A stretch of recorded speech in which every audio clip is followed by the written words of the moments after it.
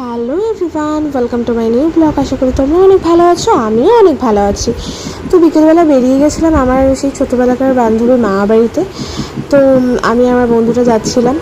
মা বাড়ি হচ্ছে কুমড়োকাশীপুরের ওই দিকটা। তো আমার বাড়ি থেকে অনেকটাই দূর। তো আমরা ওই বিকেলের দিকেই রওনা দিয়ে দিয়েছি। তো এইদিকে আবার তাড়াতাড়ি ফিরতে হবে, ওইদিকে রাস্তাঘাট সেরকম একটা ভালো না। আর মা বাড়িতে চলে এসে এদিকে আমরা তো গল্প করছিলাম। এদিকে ওর বর বসা, আর ও তো সেই বাচ্চা ব্যাপারটা ওর মধ্যে যাবেই না, এখনও রয়ে গেছে আর হয়তো থাকবে।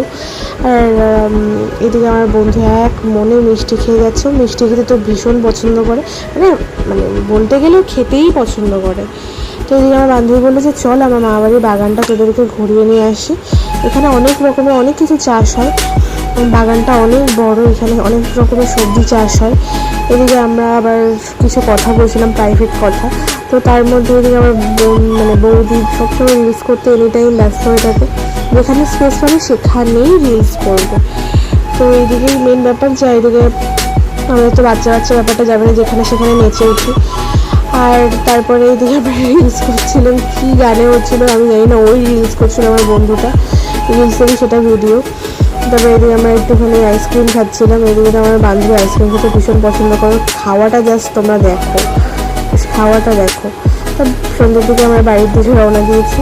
তো তার মাঝখানে যেতে যেতে আমার বন্ধু বললো যে আচ্ছা ঠিক আছে, এত তাড়াতাড়ি বাড়ি গিয়ে কী করবো, একেবারে চল রাতে ডিনারটা বাইরে থেকেই করি। আমি বললাম আচ্ছা ঠিক আছে, রাতে ডিনারটা বাইরে থেকেই কর। তা বললো চল অশোকনগরে কোথাও একটা যাই। আমি বললাম আচ্ছা ঠিক আছে, অশোকনগরে কোথাও একটা চল। এটা হচ্ছে হোস্টেল মাঠ। অনেকদিন পরে আসলাম হোস্টেল মাঠে। অশোকনগরের এই জায়গাটা হয়তো ম্যাক্সিমাম মানুষই খুব চেনো, মানে সন্ধে হলে এখানে ভিড় লেগে যায়। আর এখানে বিশেষ করে পাওভাজিটা আমার ভীষণ ভালো লাগে। আমি অশোকনগরে আসলেই এখান থেকে পাওভাজিটা ট্রাই করবই, মানে মাস্ট। তারপরে হচ্ছে চলে গেছিলাম আমার শহর ক্যাফেতে। তো কিছু ফ্রেন্ডদের সাথে দেখা হয়ে গেছিলো, ওদের সাথে ফটো ক্লিক করে নিয়েছিলাম, পিকচারটা দেখতে পেলে। দেন এদিকে আমার বন্ধু আবার ভিডিও নিচ্ছে, এখানে কিছু ফটো তুলে নিয়েছিলাম আমরা। তারপরে অর্ডার দিয়েছি অনেকক্ষণ আগে, অর্ডার তো আসছেই না, কতক্ষণ লেট করার পরে তারপরে অর্ডার এসছে। তারপরে তো গেছে মুডটা অফ হয়ে, এতক্ষণ পরে অর্ডার এসে মানে জিনিসটা পুরো বেকার। রিয়াকশানটা দেখতেই পাবে আমার খাওয়ার পরে, একদম বেকার ছিল।